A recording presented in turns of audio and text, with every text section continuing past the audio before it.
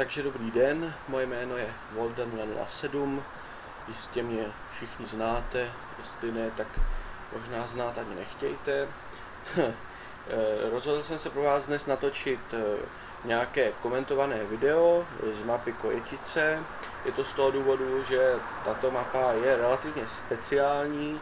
A je to speciální v tom, že konečně vznikla vlastně nějaká OMSI.cz mapa, která je vlastně stavěna několika autoři, kteří spolu vlastně vzájemně spolupracovali, a zároveň prostě se mi ta mapa líbí a celkově bych se chtěl pokusit o nějaké takovéto video. Takže uvidím, jaké budou vaše ohlasy na to video. A tak celkově já zde zavřu okýnka a vám vysvětlím, protože v tomto videu jsem se rozhodl jet linku 3 konkrétně z autobusového nádraží, tudíž jsme vlastně na nástupišti A1 a pojedeme na železniční stanici.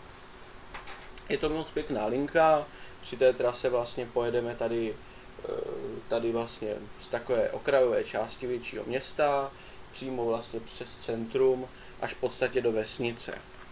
Už jenom to téhle mapě dává vlastně skvělý charakter v tom, že vlastně řídíte jakoby velmi v rozsáhlém prostředí, že existují mapy, které jsou třeba specializované spíše na venkov, nebo existují mapy, které jsou specializované spíše jakože jsou městské, ale vlastně už jenom to je charakteristické, že vlastně tady se vlastně docela dobrým způsobem prolínají vlastně úplně všechny možné varianty.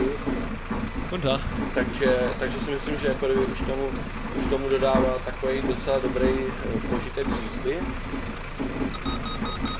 Tak, Vypol už nám hlasitě řve, takže bych řekl, že máme jet.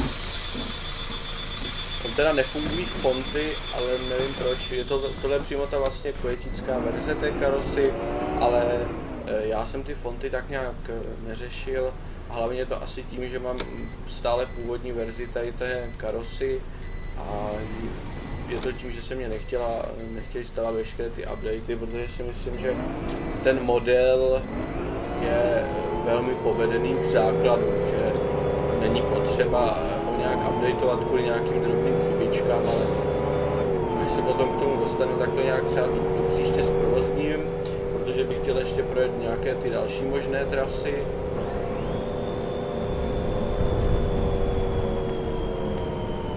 Strašnou výhodou tohle autobusu je retardér. Samozřejmě ten retardér je třeba v těch Solarisech se mi líbí taky, že je zase třeba s brzdou, že se vlastně spouští sám, ale tady je dobré to, že vlastně přímo na klávesnici mám nastavené ovládání tady toho pákového retardéru přímo vlastně z klávesnice a nemusím tady nikde myší, a zde tak vlastně můžu brzdit jenom tím, aniž bych tady vlastně vůbec používal klasickou brzdu, takže myslím si, že tohle je docela slušná výhoda.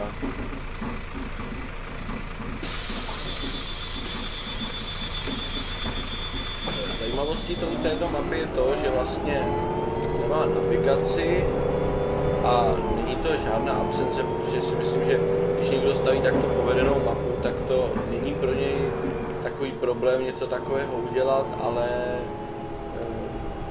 myslím si, že je to super, že ta mapa nemá navigaci, protože když jsem tu linku jel úplně poprvé, jakože můj původní nápad byl tu linku jet poprvé až vlastně na videu, protože jsem si říkal, že to bude jakoby docela zajímavé ukázat těm, kteří tak nutně orodovali za tu navigaci, že víceméně není asi jako k ničemu potřeba, když máte dobrý plánek a hlavně dobrý orientační smysl, ale nakonec jsem si říkal, že protože jsem se dvakrát stejně ztratil, takže jsem byl rád, že jsem to ani jakoby neskoušel točit, protože ať jsem teda trasu nakonec našel a přijel relativně včas, ale asi by to video nebylo úplně povedené. Teď už by jsme měli být na Hallo. a nejsou si jistý. A měla by to být Masarykova třída a ne Pony Market, takže budeme pokračovat teďka. Ano, já jsem tu mapu jel jednou, když jsem jenom hledal trasu, jel jsem v opačném směru, takže teďka jedu v podstatě vlastně po druhé, ale v tomto směru jedu poprvé, ale jako myslím si, že když si to člověk jednou projede, tak si to zapamatuje, že to jako už není potom potřeba znovu s tím plánkem. A je to aspoň zajímavé, že prostě trošku zase té reality v tom, že ta trasa se vám sama pod nos nenaservíruje, že taky si musíte trochu nastudovat, že jo. Takže proč ne? Nevím, jestli bylo víc takových map, že by někdo dělal mapu bez navigace nějakou cizí, ale takže nemůžu posoudit, jestli je to ojedinělý nápad, ale bych typl, že jo, že to ono už myslím to on si umí tu, nejsou si tím úplně jíst, ale nejsou si jistý. Někdo tam myslím psal, že jste to dal, že si on si tu navigaci umí generovat samo, takže stačí myslím něco připsat do konfigu té mapy, ale myslím, že to tam psal to Lejbusák na fóru, takže no, teď tady vidím další věc, o které bych se chtěl zmínit, a to jsou tady ty všudy přítomné billboardy. Ty k tomu totiž dodávají docela další zajímavý rozměr, protože vlastně krom toho, že jsou tady reklamy, které souvisejí vlastně s OMSI tématikou, tak zároveň jsou tady různé hádanky, jakoby, na které v zápětí vždycky třeba na dalším takovém malém billboardu najdete i odpověď, což si myslím, že je to docela jako dobré zpestření jízdy a některé ty otázky jsou velmi zajímavé. Takže sice při první jízdě, jak jsem to zkoušel já, není úplně dobré se soustředit na ty hádanky úplně.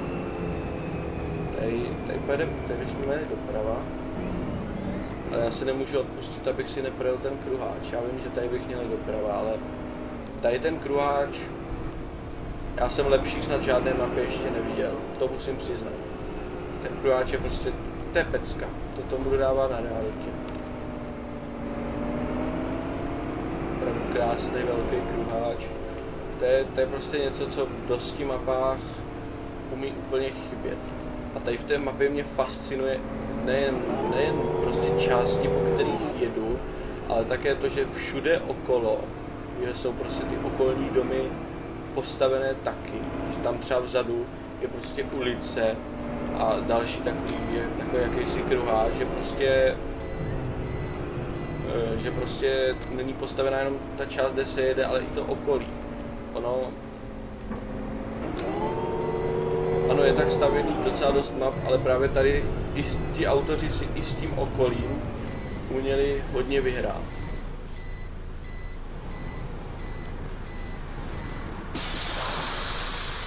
Já samozřejmě věřím, že udělat takovou mapu v několika autorech je určitě docela zajímavý nápad, protože je to úplně super v tom, že jeden umí objekty, třeba jeden silnice, třetí zase má dobré nápady, staví to v editoru, ale určitě zase věřím, že jedna z nejtěžších věcí na tom to bude skorigovat tak, aby to vůbec fungovalo, takže stejně prostě klobouk dolů za takovouhle úžasnou týmovou práci.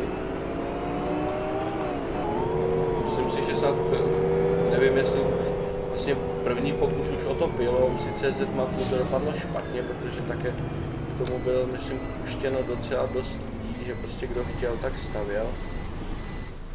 No teď sice máme přednost, ale jako asi jsem tam takhle na nácpu, tak ježiš. A tady už nám přijíždí jedna z nepovedených částí této mapy, která tady jezdí. Samozvaně se mi nějak dostala do počítače s tou mapou, nebo nevím, proč to mám v počítači. Jestli se to nepoznali, tak tady projela tady ta úžasná sorka. Já jsem v podstatě hnusnější model, co kdy jakoby vyšel. a měl být jeden z těch lepších, ještě snad ani neviděl. Samozřejmě bylo hodně špatných modelů a počínaje i u mě, ale zároveň si myslím, že tady takový model, který byl docela očekáván, tak dopadl velmi špatně. Takže by mi taky nechal kousek místa. Dopadlo to, podle mě, můj názor je úplně jednoduchý. Je to prostě odfláknutá práce. Myslím si, že není tak hrozné, když se někomu něco nepodaří, ale je hrozné, když se někdo nesnaží a nastolí to pro všechny ostatní s prominutím se slovy, tady něco máte, já jsem pro vás něco udělal zadarmo a vy se z toho poserte a nekomentujte to, protože jsem to dělal já a vy nic neumíte. Takže si myslím, že pokud něco dělá někdo s takovým stylem, tak se na to má vykašlat rovnou, protože to nemá vůbec žádný smysl. Protože vydat odpad a říct, že jako já to umím a vy ne, tak buďte rádi, že jsem vám vůbec něco udělal.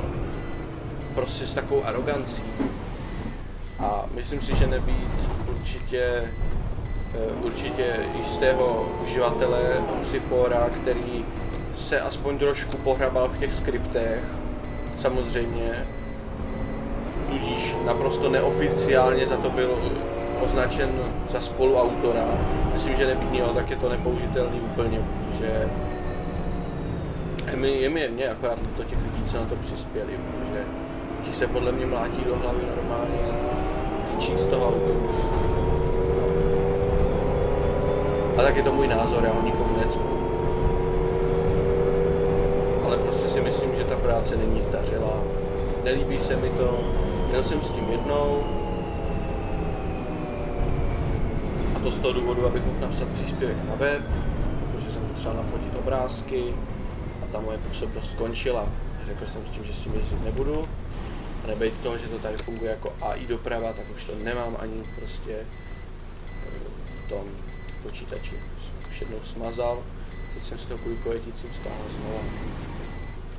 No, tohle teda nevím, co je, protože jsem byl toho názoru, že mám zastavovat tady. To je nějaký špatný tady, hele.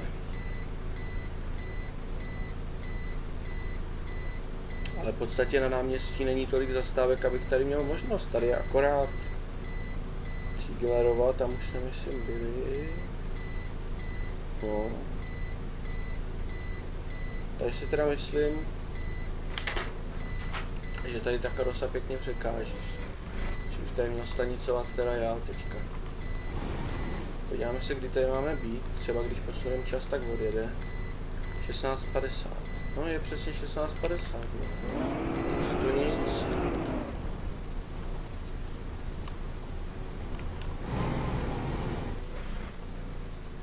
Ani teďka lidi nenastoupí, když jim takhle zajedu.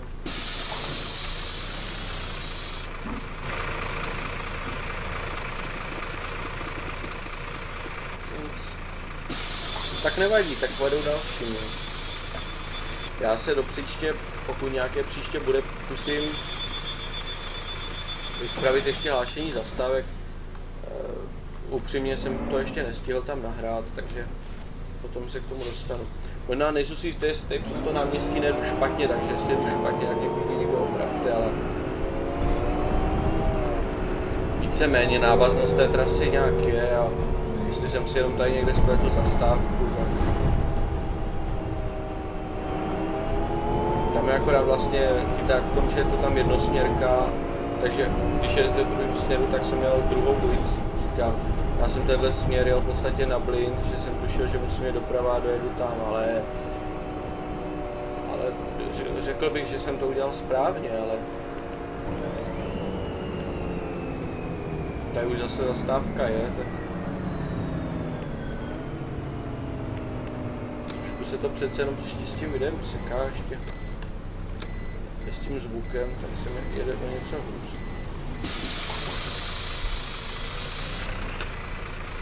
Pünktlichkeit ist auch nicht so ihrs, oder? Hallo. Zu spät sind sie mal wieder. Es kann doch nicht wahr sein. Immer kommen sie zu spät. Zu spät. Hallo. Hallo. Budu se jenom napít, protože teda venku je dneska hrozný vedro. Ještě tradičně samozřejmě jsem 20 minut jel v tak úžasném voze, jako je starší typ autobusu Citely s malými okny. Takže to je opravdu grunt do toho tepla, to je úplně úžasný v tom jet.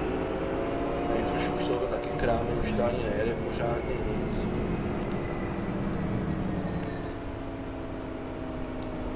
No. A tak třeba, jestli jim vyjdou dotace, tak se to příští rok něčím nahradí. No, když už jsme u toho točení videa, tak já už jsem vlastně zkoušel něco dělat tady s tím novým mikrofonem, ale teďka jsem tam zkusil nasadit popfiltr, tak ještě uvidím, jaký to bude mít rozdíl. Zkusil jsem si trochu ještě vyhrát s nastavením, tak snad tam nebudou nějaký extra části, které nebudou slyšet, nebo to by mě docela štvalo asi.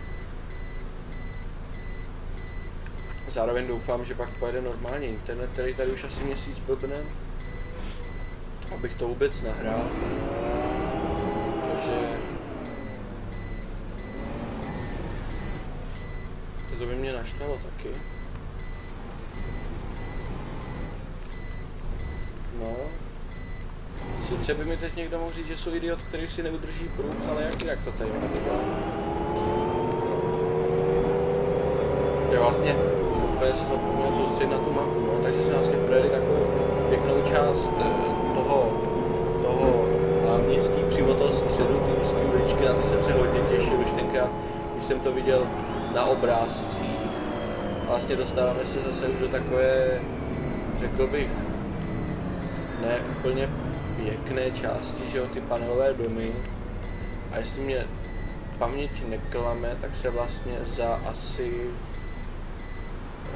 za nějakou chvilku tady po odbočení v podstatě dostaneme do takové průmyslové zóny. Takže a jakmile vyjedeme z té, tak úplně zase v takové víceméně vesnické části, takže si myslím, že jakože super. Já už si vzpomínám, proč jsem měl asi otevřený ty okýnka.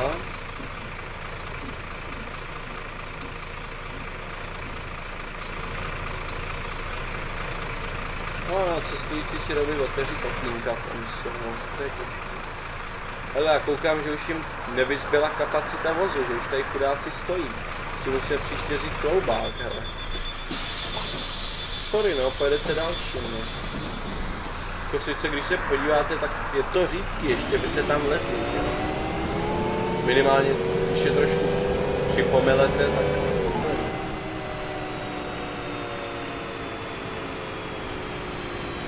No a teďka už bychom se pomalu měli dostávat do té takové průmyslové zóny.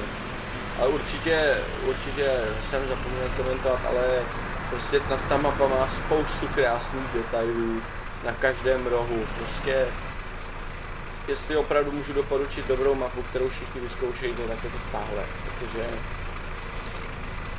si myslím, že lepší mapu jsem asi ještě nejel. Jako samozřejmě je spoustu map, které jezdím rád, ale zároveň jich spoustu, kterých jsem ještě nevyzkoušel, ale tohle je pecka, protože já mám obvykle rád ty mapy s tím českým prostředím, prostě úzký uličky, třeba i nějakou linkovou mapu, kde se jezdí nějakou vesnicí a takové mapy přesně jakoby byly můj skill, který by se mi líbil, kdybych si mohl vybrat, ale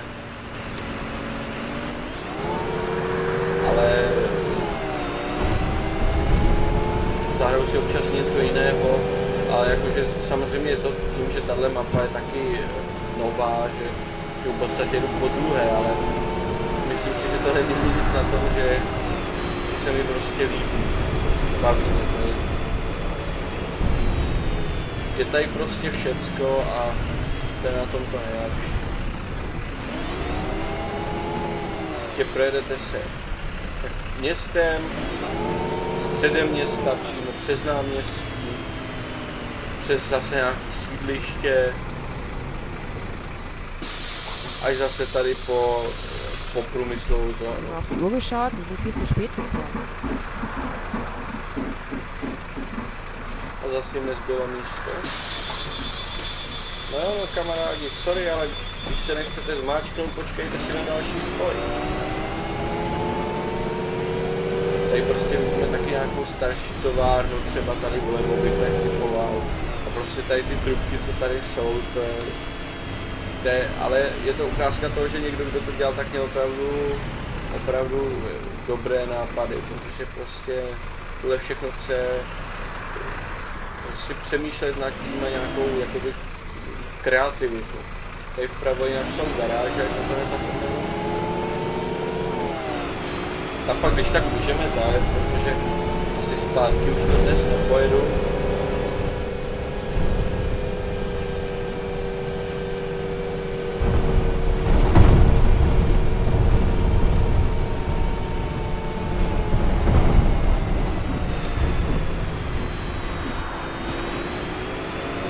Tak můžeme jet. Samozřejmě platíte jenom na vedlejší stopce, ne? Musíte zastavit vždycky. A zase tady ten vůz, ježišmarja. Já bych se vždycky rozčílil, když to vidím. Takže to tentokrát nebudu komentovat. A jsem měl přibrzdit. Tady ta koule s tím nápisem Kojetice, to je prostě třešnička na dortu. Vlastně v závěru tady té trasy, tak jako... To se mi fakt líbí.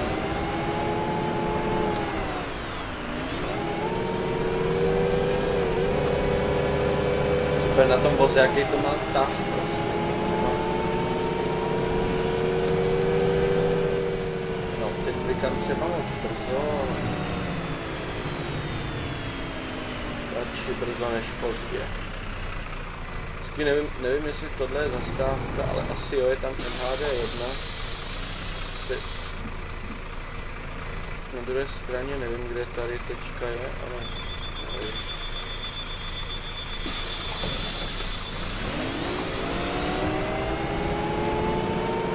No a pomalu už se dostáváme do takové víceméně vesnické části, což jako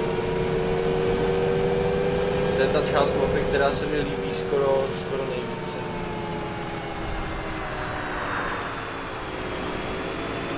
Prostě a i ten nápis, jak je pěkně čitelný, hezká textura. Prostě ty domečky jsou moc pěkné. On samozřejmě zase někdo vybrakuje. A i ty ploty, prostě celkově ten důraz na detail.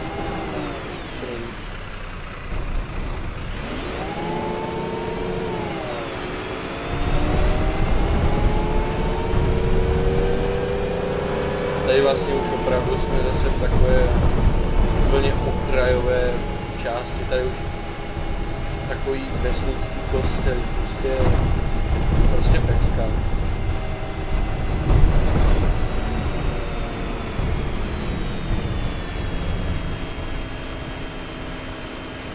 Ten kostelík, to je asi jedna z nejhezčích věcí. Ten hřbitov, a ten se snad podíváme zblízka. Ten se mě fakt líbí.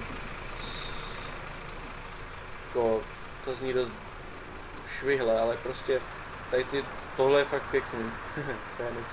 Ale jakože prostě celkově ten smysl pro ten detail je vidět, že si autoři opravdu vyhráli. Na to, že ta mapa byla dělaná během roku, tak teda jako klobouk dolů.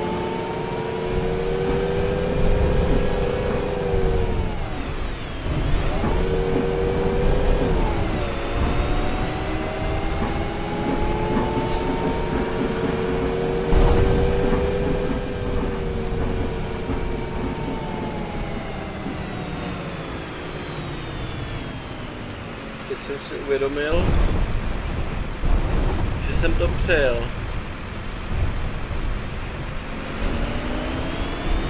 No nevadí. Já jsem totiž vlastně Tady už bych jel doleva k tomu vědeckému ústavu, ale aspoň vám ukážu část, kterou jsem stejně někdy chtěl ukázat, protože tady to rozcestí, to je taky jako docela pěkný. Ta kaplička, prostě pěkný.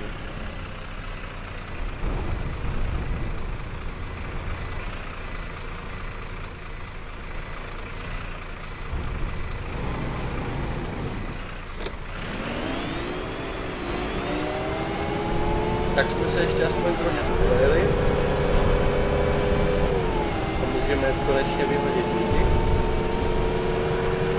Koukám, že se nám začíná docela střílet. Jsem v podstatě ještě nejel tak dlouhou linku, že by se mi přímo jako kdyby před očima setmělo.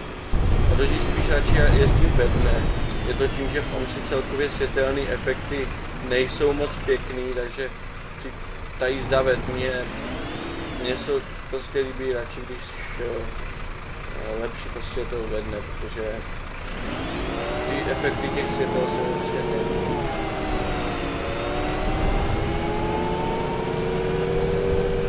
Jo, doufám, že tady zase někde nepotkám sorku, to už jsem asi ani ne.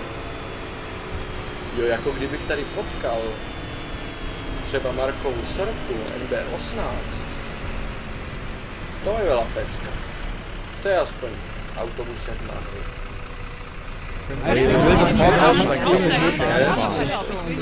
Wo haben Sie denn den Führerschein gemacht, junger Mann? Mann.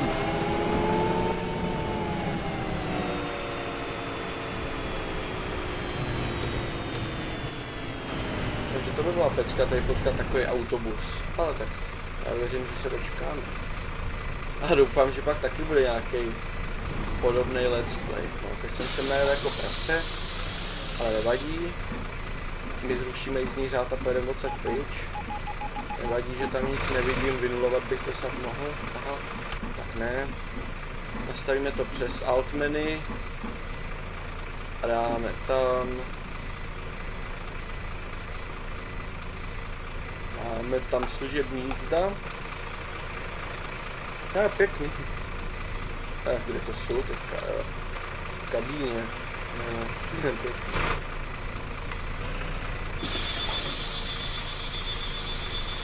Cestující vystoupili nebo zdrhli, nevím. Takže my můžeme jet vrátit do garáže tady ten úžasný autobus, se kterým já teda jezdím rád, ale teďka jsem si našel jeden autobus, se kterým snad jezdím ještě radši. A je to Solaris, v podstatě s tím módem té palubky. Teď nevím, co to je, jako kdyby taková palubka, jako máme v Brně, že tam není ta VDOčka, ale taková ta, jak má ty tlačítka vlastně vedle sebe.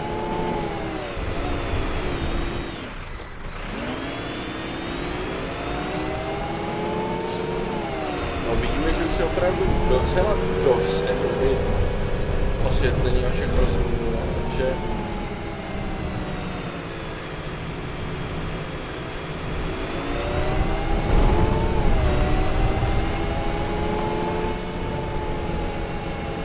a vidíme, že AI doprava se s tím moc hlavu neláme.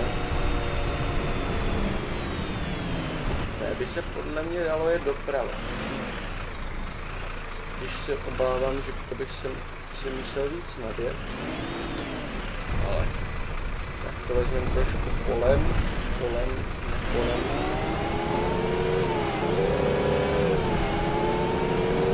To je pěkný, že tady postavená ulice, která by ani postavená být nemusela, že?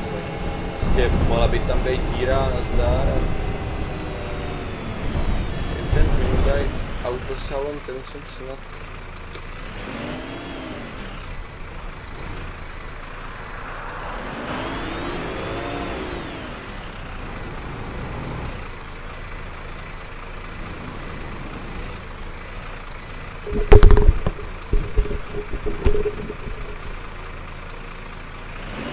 Jsem si úspěšně drpl do mikrofonu, nevadí.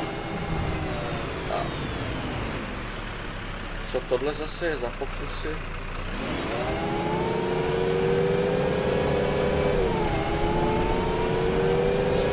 A šlápneme na to tlačka.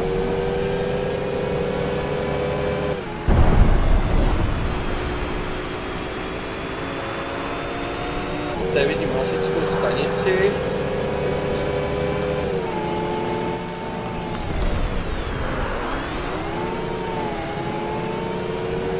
Samozřejmě takhle nedoporučuji s cestujícími jezdit, i když ani já jsem tady dneska nejel úplně nejlépe.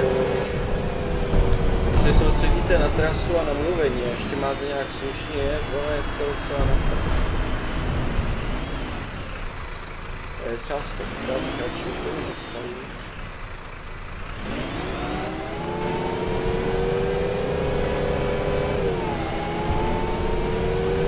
Vlastně v těch garážích to bylo úplně první místo, který jsem na té mapě viděl.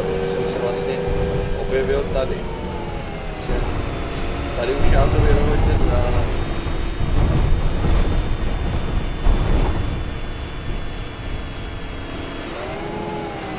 Teďka si nejsou jisté, jestli jde zajet i dovnitř. Tak to pomaličku vyzkoušíme.